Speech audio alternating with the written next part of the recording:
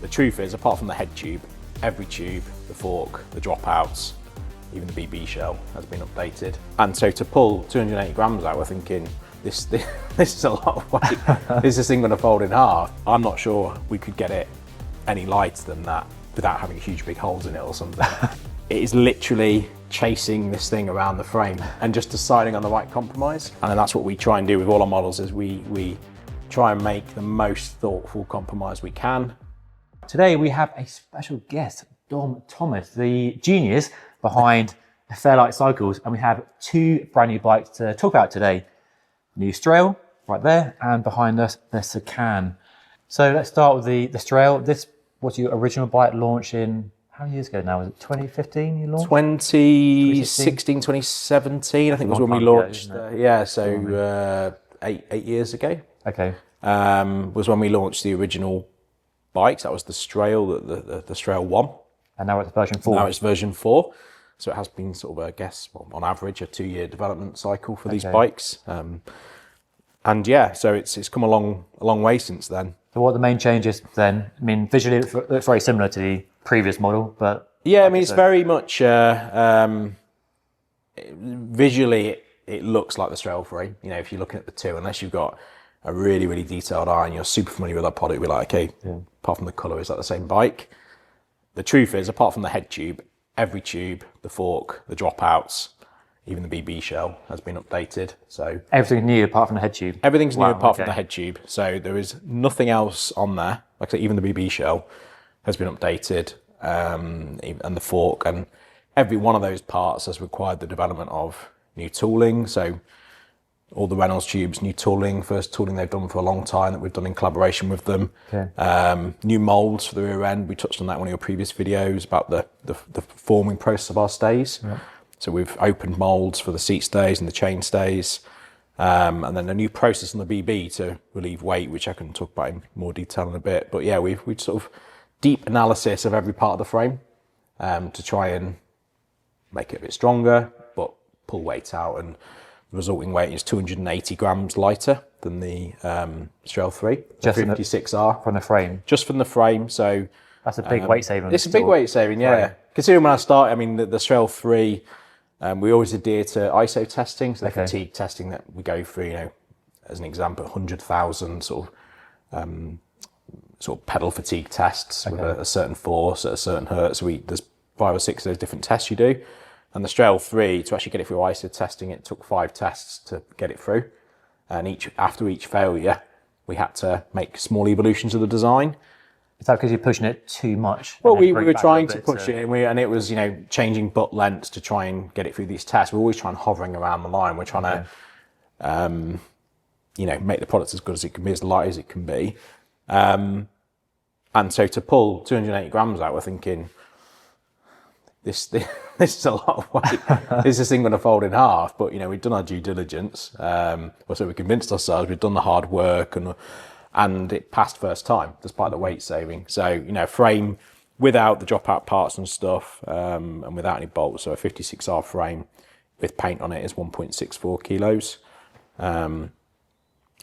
So yeah, 280 grams lighter than the previous generation. And that focus on weight saving, that just you trying to push yourself and push a frame as much as you can because lighter is better? Or I mean, we were trying to make the product better.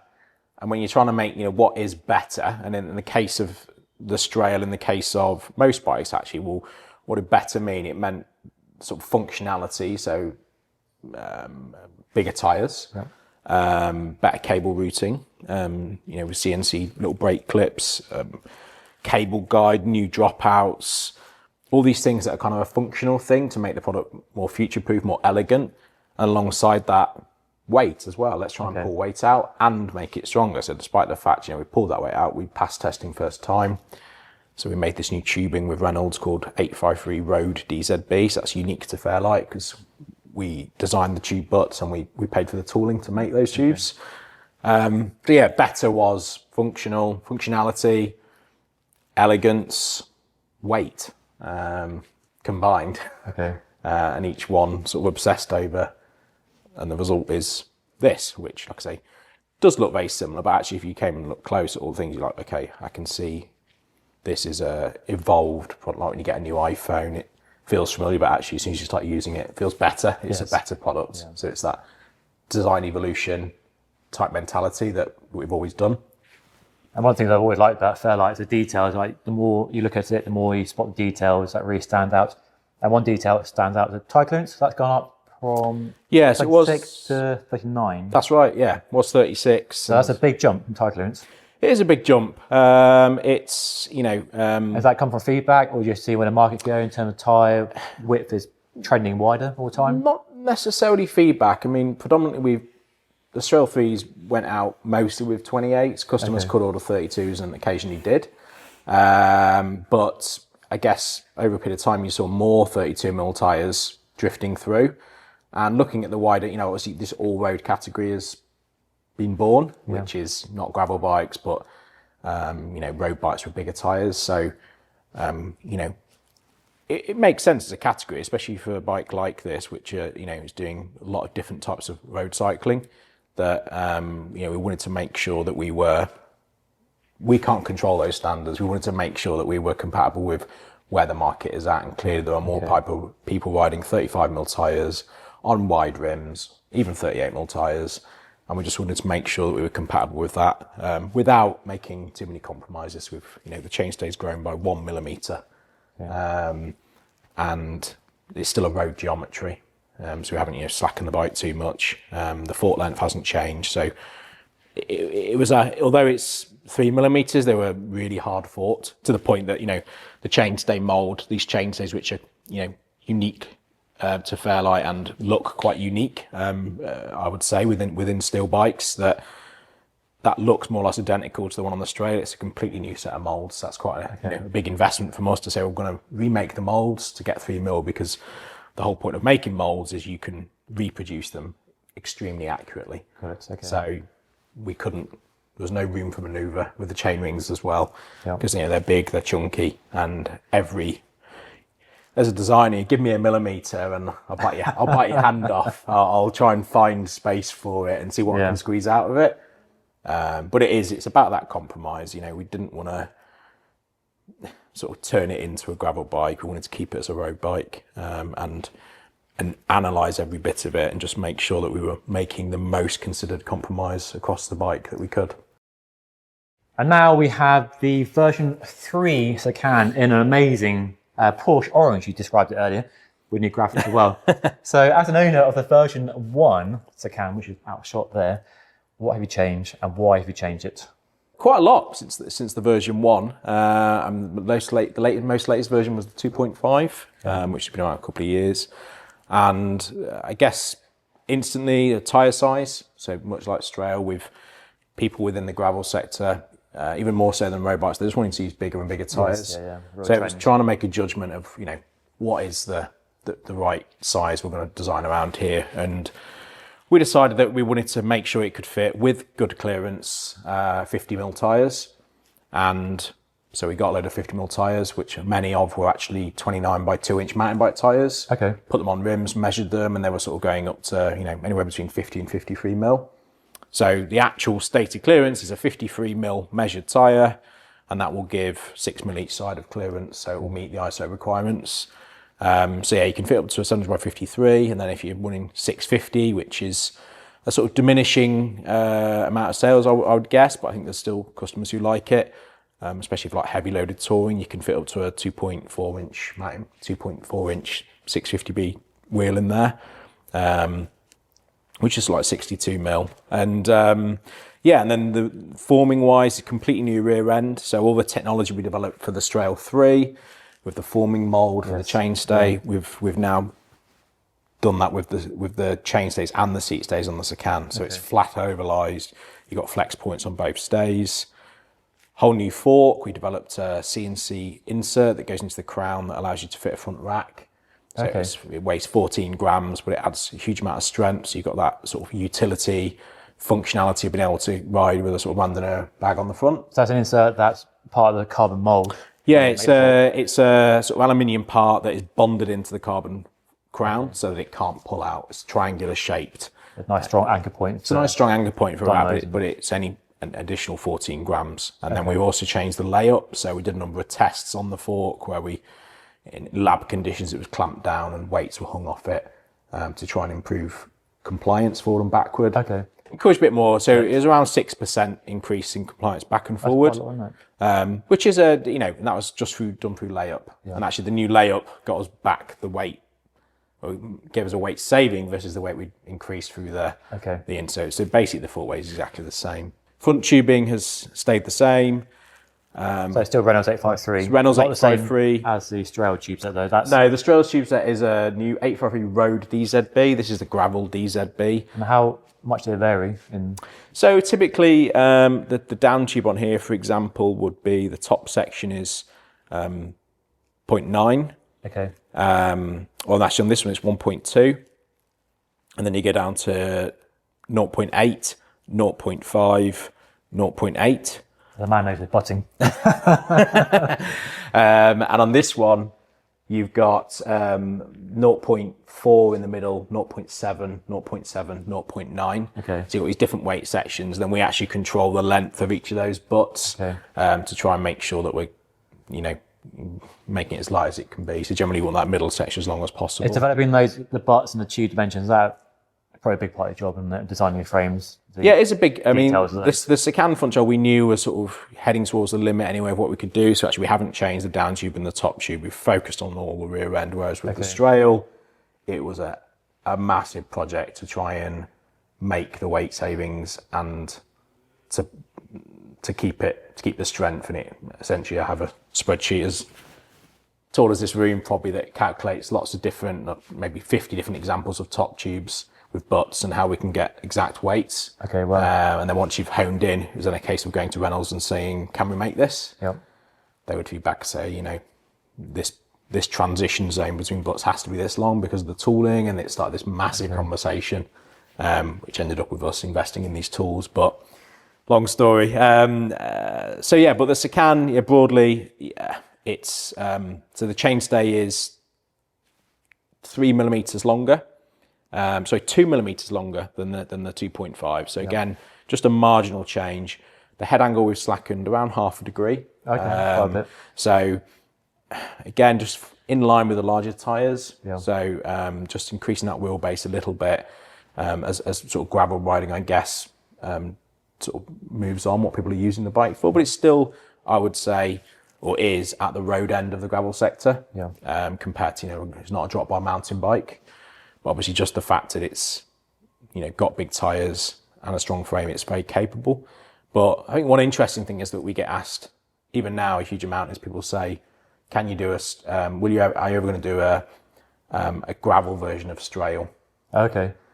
And what we literally say is that is the Secan. Okay, yes. So all the compromises you have to make to fit in the bigger wheels, that's when a Strael becomes a Secan, because if you're fitting in these bigger tyres, the chainstay gets longer, the fork gets longer. If the fork's longer, the leverage is higher, therefore you need stronger tubes, although it's going to sort of rip the head tube off, especially if you're in rough terrain. Yeah. The head angle gets a little bit slacker. You want more standover height because you're off-road, so the tube gets lowered. And then you're more compromised around the tyre and the chain rings because the tyres are bigger. So you use a smaller gauge of chainstay, you have to do more forming. It is literally chasing this thing around the frame and just deciding on the right compromise. Okay, yeah. And that's what we try and do with all our models, is we try and make the most thoughtful compromise we can and zone in on different parts and just try and design to the best of our ability, which often involves, new tools or new design or whatever to try and make it as good as it can be. And to be honest, that's why we do the design notes, because we do an awful lot of work that we couldn't just tell that story with a single website page. We put in the hard yards. That's a way of us saying, to be honest, it doesn't even touch the sides of the design note. It's a way of us saying, look, we've done all this, and this is what this bike is about, and this is the decisions we've made, and this is why we've made them. And to try and get that over to the customer, because, people like to read about that, and it's just a way of us explaining the process we've gone through. Right, time to properly geek out on how the frames are made, the tube shaping and all the small details, because the details are a key feature of your bike and something you sweat the details on, don't you, really? So, tube forming, that's a key feature. Should we talk about those first? Yeah, I mean... This is a raw frame, naked. That's a raw, yeah, frame. Secan 3. So one of the big developments, as we discussed on the Secan, is this new rear end forming. Okay. So flat overlies, chain stays and seat stays. Very curvy. Very curvy, very flat. So that's tyre clearance, heel clearance, chainset clearance. Exactly, all of that. So very, very accurate shape we have to do repeatedly. And because we're trying to get literally, you know, we want sort of 2.5 mil of clearance in the chain ring, we have to do it extremely accurate, so we have to make them in form, so there's no slop, because we're trying to use every single millimetre. So we make these essentially in forming moulds, so we pay for this tool. It's like a block of steel that has the shape of this stay effectively machined into it. Okay. 2 halves, and then it's pre-formed to a certain extent, and then it goes in and it's formed to that shape.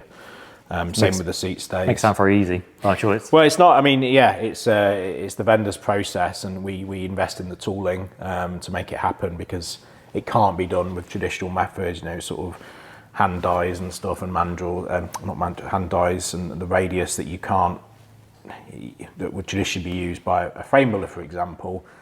It's not easy to repeat to the level that we're trying to do here. Also, the double shaping. You kind of have to do it in the mould. This is a big step forward for the previous bike when we first introed it, wasn't it? Yeah, it was a big step forward for the Strael 3, and obviously once we'd done it, we thought, great, this is a nice evolution, and we can introduce that to Secan. So we've done it on seat stays and on chain stays to create some flex points, give us the most clearance we can. And nobody else is using anything this complex, are they, with their steel frames? No, I mean, these are unique. Feature, you won't see stays like this on anything other than a Fairlight. You know, you can sort of trawl the web, and I don't think you'll find anything similar to these at all, just on how extreme the forming is. So that's the chain stays, and then the seat stays. And then the seat stays as well. So as with these, you've got a lot of width in that direction. Then you really appreciate how curvy they are when they're just a tube. I mean, it's a long way away from a round steel tube. Yeah, it sure is. And an S bend. So these are much more, not only the form we've done, but the S bend shaping. So they're quite a lot more severe than the previous models. So that was one angle for attack, and obviously the front triangle, the shaping is something we've been doing for a long time, because it works really well. The wide characteristics, because it is the tube diameters rather than thickness, that's giving a lot of the feel. Okay. In terms of the flex of the tube, or certainly more so than wall thickness. So we've got our 20 mil by 30 mil top tube, so 30 mil wide, 20 mil tall. Kind of iconic now, this top tube, isn't it? Kind of iconic. I mean, obviously other brands that use flat over as top tubes, but this has always been a thing for us. So when you see a steel bike, there's a good chance of Fairlight. It's got that sort of top tube, bi-oval down tube, so 40 mil wide at the BB, 40 mil tall at the head tube, and 27.2 or a seat tube for a 27.2 post, so bulge butted, so external butting here. And then with the new model, we've added a lot of details. So we used to have sort of brazed on brake hose clips, I guess you can call it, like a sort of brazed on piece of metal. Okay. The brake hose would go like yours, and then you put a plastic clip over the top. Whereas with these, we wanted to keep the brake hose a lot closer to the frame. And gear cables are still external? So gear cables are still... You haven't done internal yet. What's your view on... I guess it shows in the frame, it's not internal. Yeah, I mean, it's one of the things we get asked the most. There's certain things you get asked, bigger tyres, all the rest of it, things that we've accommodated, and one of the things actually we do get asked a lot is, guys, love your bike, any chance of doing internal routing? I mean, at the most extreme end, you've got the sort of integrated, cables fully integrated through the headset, which is just, as far as I'm concerned, a big no-no, because just the maintenance is just crazy. I don't know why anyone would do it. Obviously, brands are doing it, but it's just, I can't stand it. It's as far away from the sort of utility that I like as you can get. But each to their own. It's very minimal looking, and if minimalism is the thing people want, then obviously it makes it very minimal. But we get asked a lot, can you run the brake hose through the frame? And actually the truth is, on the Strael, for instance, where we've literally slaved away at making the tubes as light as possible, so even though it looks the same as that, it's quite a bit lighter. If we were to have holes to run a brake hose in, it would actually add weight, because you can't just have a hole in the tube. The hole needs to be in a certain wall thickness of tube. Okay. So we need to control where, maybe at the moment it's like that, it might need to be down like that. So we're adding weight, and we're analysing every millimetre. Okay. And then around that hole you need to have a reinforcement. So maybe a stainless steel insert with different types of fittings for different hoses or whatever. Again, so you're adding the weight, of the longer butt section. The stainless steel part doesn't take a lot of steel to be heavy. Okay. So you've got this stainless steel part that would go in. And then you've still even then got a risk of rattling. Obviously, you can put foam around the tube, the foamy type tubing. Tubing. I mean, the only good way I've actually seen of doing it, and looked at it myself when I was building custom frames many years ago, is you have an internal tube brazed in. So you have a piece of brass, for example, that you put out there and around here, and you feed it through and you braze it in, and then you file it back. But you're literally putting in a tube into a tube for an aesthetic benefit. You're adding weight, just quite a lot of weight. Clean looks. So it's our job is to make functioning the best steel bike, or that's what we choose to do. And I don't realistically think utility is an argument in terms of brake hose, because how often do people service their brakes? Once every few years, maybe. So it's actually a weight thing for us. It's about that compromise, when especially on this, where we're trying, we ended up pulling out a significant amount of weight that I'd have been compromising and adding back on, I don't know, 50 grams, 100 grams or whatever to add the internal routing. Okay. That's a very honest answer, I think you'll agree. That's Dom's view on internal versus external routing. Fairly honest answer. So we've got some small parts here, dropouts. So another part of the dropouts are really cool. I've always liked the dropouts and the brake mounts. What's been the focus here? I guess T-type with SRAM's direct mount system as a focus as well? Yeah, so this is the Mark III version of our Bentley dropout. So we collaborated with Mark Bentley, close friend of mine. We started working at Pace together back in the day. He's UK based as well. UK based up in York. He's a really amazing partner for us, because we do all the machine parts with him, and we have a really good working relationship. And often at 10 o'clock at night, some of the TV will be texting each other about some projects he's working on or machine parts he's making, and we just have we just understand each other. Yes. But these are the Mark III dropouts. So actually visually very, very similar to the Mark II. I guess the biggest update. We've now got rid of the cable stop, which used to be on the chainstay, and you've got this removable stop, which is part of the washer on the plate. So this is in a mechanical version. So you've got this beautiful machined aluminium part, which bolts on. There's a little peg underneath. So there's like a little peg there, and you see the little bead mark, which you'll only see if you ever take it off, a little maker's signature. And in the plate below it, there's a little hole, and the pin goes into there, and the bolt goes into there, so obviously it can't rotate then. Nice. That's just laser cut steel washer, and that's CNC'd aluminium. And then the cable comes from the B guide, which is also new, I'll talk about in a second.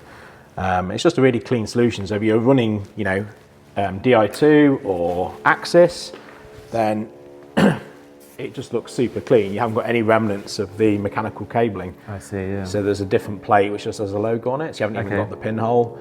That's the direct mount hanger there. That's our standard hanger. We also do a T-type, which I'll show you in a second.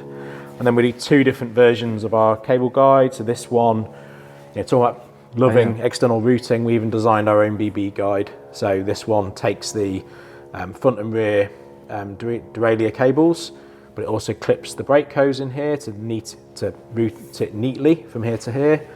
And there's a hole for the dropper post if you're running that, and then also you've got here two little holes for dynamos. So it routes everything super neatly. There's loads of pictures in our design notes document about every way you can route it, but it just gives you that real sense of utility when you click it all into place. It's like, it's all in the right place. So it's kind of if you're going to celebrate external routing, celebrate it, and we design our own parts and make it as clean as we can make it. But functionality, it's all about functionality. So, and then for the dropouts, functionality is been a word you use quite a bit today. So that's a key. Oh yeah, functionality, utility. Ooh. Yeah. Yeah, I mean, that's obviously. And functional form is cliche, but for you, it actually rings true. It is true. I mean, functionality is, I guess, the main thing, and that I think if you focus, there's always a. Don't get me wrong. I think we do focus on making something elegant. So if you saw the earliest versions of these, for example, or this, it just looks like a 3D block of plastic with channels in it, and it took about 8 different versions to get to that. We scallop the sides and we pull material away to make it look elegant, and the same thing is true for every part we make. So I mean, the dropout inserts are absolutely stunning. You can just see the machine. This is direct mount, the machining marks, and the fact that we could cast these. You could use a casting process, and it would be probably less than half the price. But we choose to CNC machine it because just the beautiful marks, the quality of the part. When you see this, you take it off, you replace it. Something is just saying to you this has been done because they care about their product, and we do really care about it. But yeah, it's a modular system, so you've got a standard hanger on there which would use, for example, most SRAM derailleurs apart from T-type, and then and also you can use Shimano derailleurs with the little knuckle they come with, or you've got direct mount. I guess it's future-proof for anything that Shimano may or may not have lined up in the future. Hopefully, that's the idea. We've got an amount of space that we can work with, so we've also got T-type, so that fits onto there. I mean, you can just see how beautiful the machine is on here. But yeah, it gives us an amount of real estate where we can go, okay, so if Shimano, Campag come up with what they deem to be the new thing, then we can go, okay, here's the amount of space, let's get to work, let's design something, and hopefully we've got the room there. Okay. So really it's future-proofing, it's the investment. It's hopefully giving the customer or providing them a better investment, because we can hopefully work with changing standards, hopefully. Okay. Obviously, we don't know what standards are yet, so always changing. Always changing. And then on the brake side, nice feature. It's a new on the Secan. It's 180. So this is a raw one. So 180 rotor size. Yeah, sorry, 160. A 160 native mount, so you can go up to a 180. Okay. So it goes 160 native, whereas on the Strael and on the previous version of Secan, it's 140 native. Okay. With an adapter goes to 160. You go 180 on the fork on the Secan? Yeah, so the fork as well, it's 160, 180. Okay. And on the Strael, it's 140, 160. Okay. People do ask us actually, people touring on it and stuff, can I put 180mm on the fork, on the frame? Okay, that's something we should look to do. Okay. And so we've done it. So that's that comes as standard with a 160mm native part. So it just gives us that future-proofing ability. It's nice for the customer buying a frame, knowing that it won't get outdated into your time. If a new stand comes out, you could design a new dropout or brake mount, and that frame could have a longer life than it might do buying from another brand where you can't fit a new T-type or whatever to it. Yeah, exactly. So I'm a consumer myself, and it's just nice to, almost the opposite of the iPhone, I guess, that you kind of have to keep upgrading it, that hopefully you can keep it going for a certain amount of time. You work with Reynolds, a new down tube, which is, I can't imagine Reynolds develop many new tube sets these days, do they? No, so I mean, the tubes we developed with Reynolds is these 3 tubes. So the top tube, the down tube, and the seat tube, these are all exclusive to the Strael 4. We paid for the tools to make them, so the drawbars, the mandrels. Okay.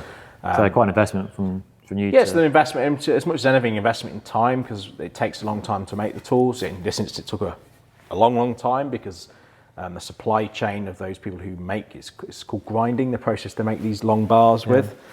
A lot of those companies were linked to sort of manufacturing that has now left these shores. So actually, it was a real struggle to find people to make the tooling.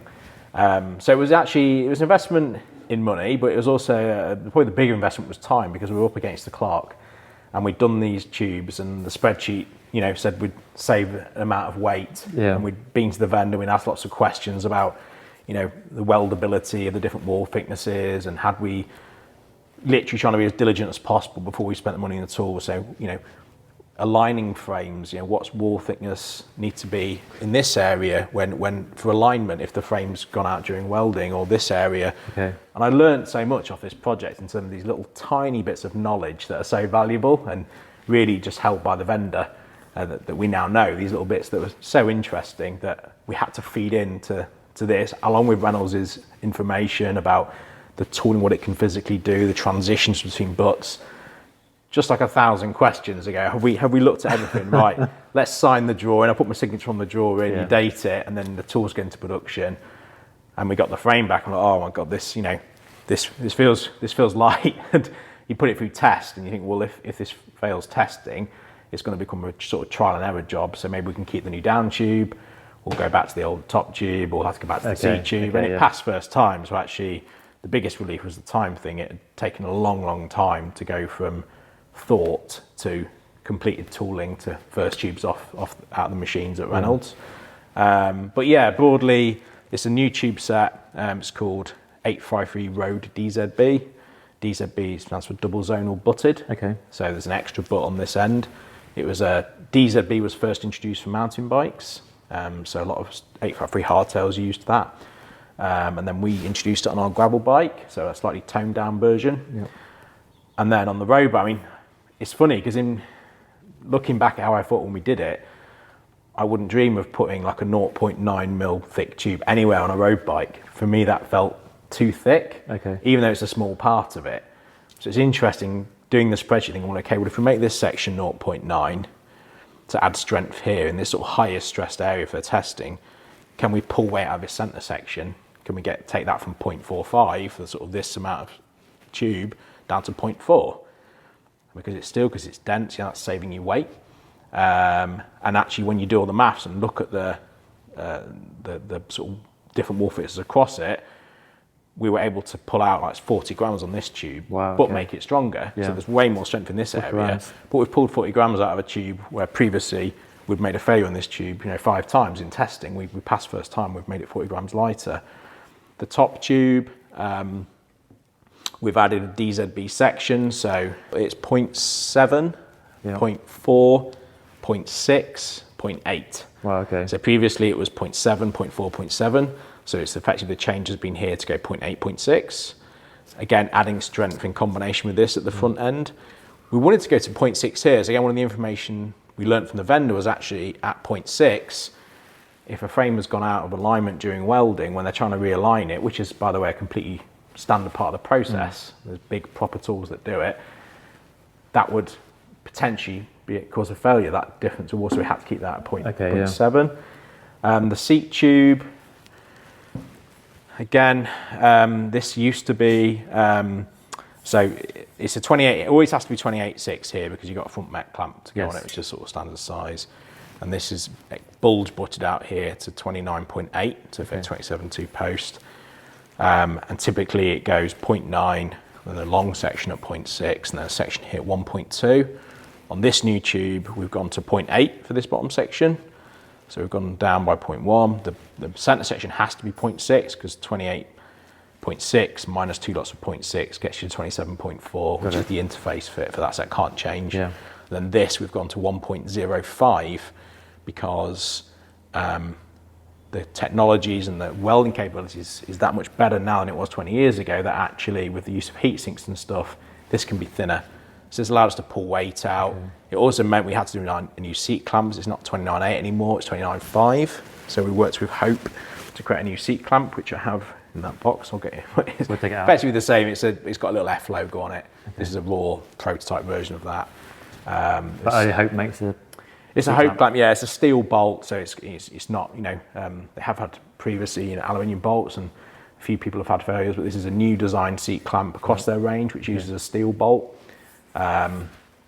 So, you're not going to snap a steel bolt in a seat clamp. And yeah, so again, we just readdressed the butting on that, and I think we saved around 30 grams in the seat tube. The BB, this is an interesting one. So previously we used a 39mm BB shell because in mass production, you don't want to have distortion of the tube. Obviously you can rework distortion with facing and reaming, which we do anyway on every frame, so it's so nice and clean to put the BB in.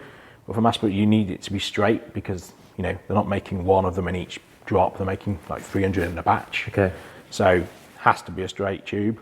So we looked at how ways we could pull weight out of this here. So this is 39mm. We now use it at 38.1mm, so it's got a smaller outside diameter, but that also means a smaller wall thickness.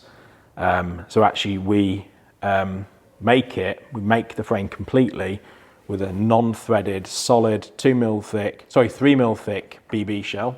Okay. And it's welded completely with that, so a 3mm shell is not going to distort at all.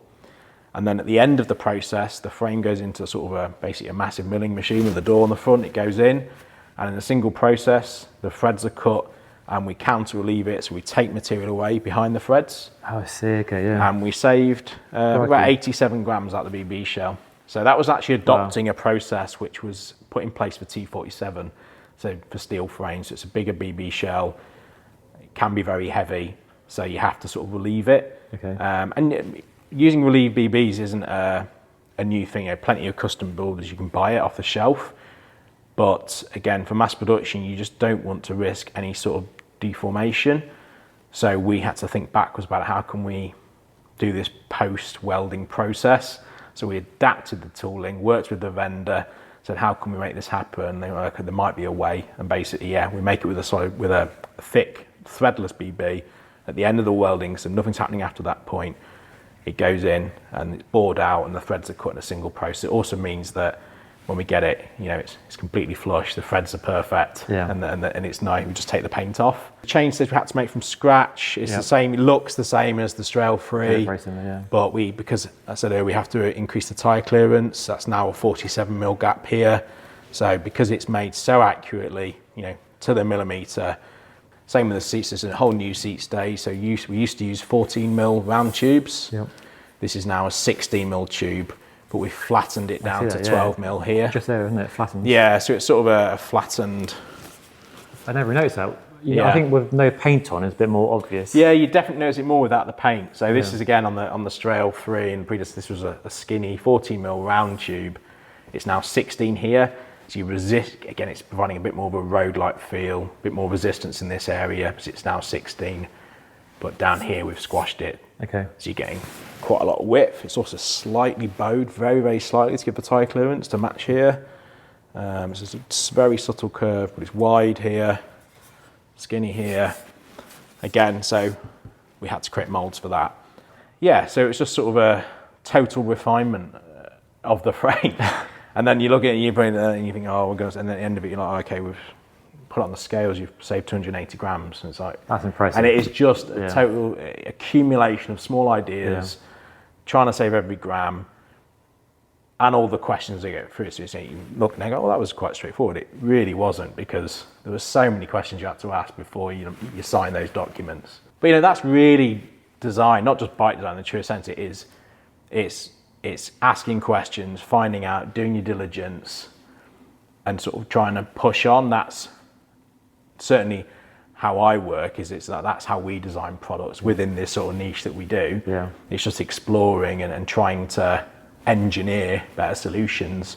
But there is always, like I said, there's consideration for elegant. We try and make, once we've got dimensional things correct for the drop hats, for example, we try really hard to make them elegant. So yeah, it's all about the details. And it's not like you set out to save that weight figure. It's just a result of all the details that you chased, and also pushing into space where there was no guaranteed outcome, like the frame could have failed. That's it, exactly. So you were really pushing boundaries. I know it's a cliche, isn't it? But you were pushing. Yeah.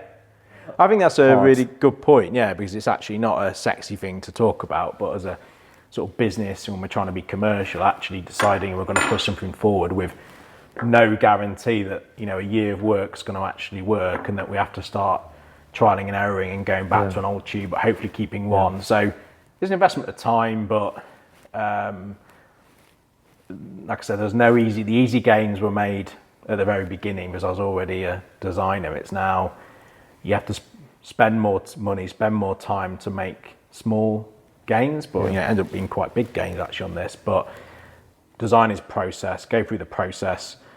And then I'm sort of, I've got all the plastic printouts for these, bags of plastic printouts for these, all the drawings. And I'm quite fastidious. I mean, my office isn't clean by any means. The guys at work will testify to that. But I'm really fastidious about record keeping of stuff, because when you sat at 10 o'clock at night thinking, just go home, go to bed, wake up, you'll feel better. Look at one of your old projects, remind yourself the stages you went through, and if you keep working at it, generally it will come about, but that's just the process you go through. You know, it's like any design or work, it's like you just go through the process, and that's what we try and do. And that's the sort of how we make our products.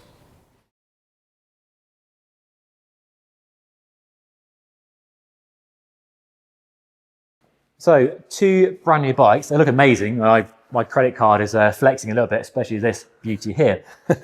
But given you've been going for 8 years and you're now at version 4, version 3, when will the bikes ever be finished? Will they ever be finished? Is there a sort of end goal? And I guess how much more can you push the bikes? It sounds like with Strael, you really stretch it as far as you can with weight savings and other improvements. I mean, how much more? I mean, steel must be a limitation, if material itself, on how far you can go. Is there much more scope? Yeah, I mean, I guess a bit like we were saying earlier, there's 2 different ways you could look at it. So, you know, when we're doing the Strael Mark 1, even the Strael 2, at that point, we didn't imagine that we'd have to be designing around a 38, 39 mil tyre. Okay. And likewise, in 3-4 years' time, I don't know where we'll be with that. We'll follow what's going on, and your own tastes change, the market changes, and you know, I'm not going to wave a flag and say this is the optimal size, because, you know, things do change, things evolve. So from a functionality perspective, we might be looking at, you know, different types of chain rings, different fixtures for derailleurs and things, you know, like T-type, you know, new versions of that. So that'll be one element of it that will sort of demand an update. In terms of material aspects, you know, unless we're having to, actually, the tricky thing with Strael will be that, if anything, tyres will probably get bigger, not smaller. Okay. And fork might have to get longer, and the leverage will increase. And how do we even keep the weight the same when it's moving more into that category?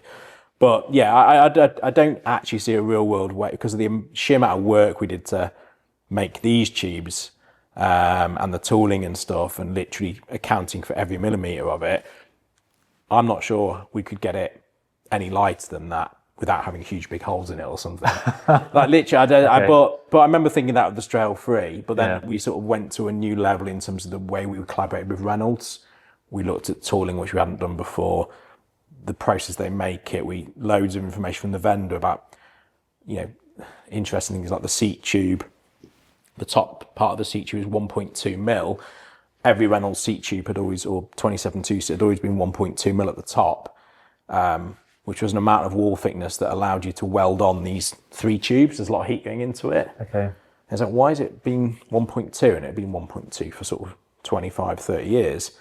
And the reason was actually when a lot of the frame builders, the big UK companies like Raleigh and Dawes, started making stuff in Taiwan, that was the sort of measurement that was dictated at that point from these vendors, because they were welding. And actually technology's moved on that much in terms of heat sinks, in terms of the welding capability, that we could make that 1.05 is what we decided in the end. And then we had to make a new seat clamp. So we hope we did a special seat clamp because of the new sizing. But it was the sort of exploratory process, and you know, that was a new thing, I guess, a new way of doing it. Is getting into that sort of minutiae. So maybe there's an opportunity to push that a bit further, but I don't know honestly where it would be, because you'd start becoming fragile perhaps if you push it any further. I don't know, when we just keep looking, and like I say, it's almost be functionality, weight. Maybe people will be carrying more in the future. Maybe bike packing's become bigger than road, and maybe that's the thing, and integration of racks, integration of little carrying systems. So I don't know, just explore those opportunities. Did you ever look at other materials, dare I say it? Tie, carbon, or that just not fit? Are you steel? Carbon, no. Obviously, we make our own carbon forks to our design, so we do that. But you know, steel is a material we're passionate about at Fairlight, and this kind of mantra that you know, do one thing well. There's a jeans company in Wales called Hyatt, and their sort of mantra is do this one thing well. And it's you know, I think it's a apt saying. It's, you know, extreme focus on an area that you're passionate about, and hopefully you can do good things. So we've looked at tie a little bit actually, but we've spoken to a few vendors and looked at it, but there's a lot less room for manoeuvre in terms of the butting and stuff. It's that much weaker as a material. There's 3D printing and things, but I really strongly think that's really an aesthetic thing rather than actual pure functionality. Okay. So no, I see the future probably for us and John as well, my business partner. I think steel is our thing. We'll just keep pushing down that road and trying to make great products that we're proud of, and that's sort of our business model, really. Yeah, well, I think it's fantastic. As a fan of steel bikes, that you are really not only celebrating the material, but also pushing it beyond what was possible or imaginable a few years ago. And given how well the company gone 8 years since you launched, you're still a small company, but not that small. Do you find it easier working with partners? And like you say, you work with Reynolds. Has that made the process of developing a bike easier when people are picking up the phone to you and they know who you are and they want to work with you because you make cool products? Yeah, definitely. It's definitely, as your volumes increase, you become a bigger business. They can see the great coverage we've had over the last few years from yourself, from other publications that we've had, good reviews, and that's been good for the material. And they can understand the way we work. Our vendors said to us, no one pushes us like you do, and they make for many, many brands. And at first, as I said about being told no a lot, they tell us no about a lot. Like the brazing of our dropouts, for example, is a constant hair pull for them.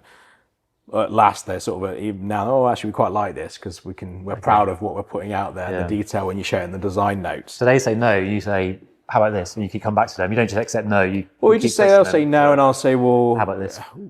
Why is it no? Could we help invest in some tooling to make it happen? Why is it so labour intensive? Is there another way to do it? So we're always looking at that process, and often it'll end up in a sort of compromise between the two, or hopefully as close to our side of the argument as possible. It's not always the way. But great that you're pushing them and you're not accepting their no, because it's probably easy to say no.